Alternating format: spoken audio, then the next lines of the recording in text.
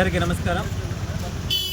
మా అధినేత deputy CM Pawan Kalyan గారి ఆదేశాల మేరకు డొక్కా సీతమ్మ గారి స్ఫూర్తితో ఈరోజు సర్వేపల్లి నియోజకవర్గంలోని ముత్తుకూరు మండలంలో మా సోదరుడు గోలా అశోక్ పుట్టినరోజు సందర్భంగా మజ్జిగ పంపిణీ, పేద గిరిజనులకి అన్నదానము మరియు జామ మొక్కలు పంపిణీ చేయడం జరిగింది.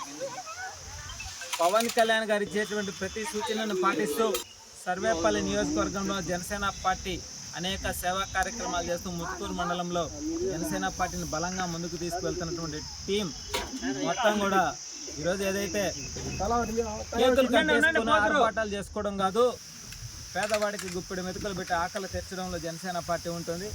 అదేవిధంగా వేసవి దాహాన్ని తీర్చడంలో మజ్జిగ పంపిణీ చేయడం, అదేవిధంగా పచ్చని పర్యావరణాన్ని కాపాడడంలో పచ్చని మొక్కలను అందించడం జరిగింది.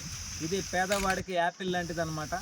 కాబట్టి సర్వేపల్లి నియోజకవర్గంలో ఏది కూడా ఒక క్రమశిక్షణగా జనసేన పార్టీ జన సైనికులు వాళ్ళ పుట్టినరోజు వేడుకలు కూడా ఒక పద్ధతిగా ఒక క్రమశిక్షణగా చేసుకుంటారనడానికి ఇది ఒక నిదర్శనం.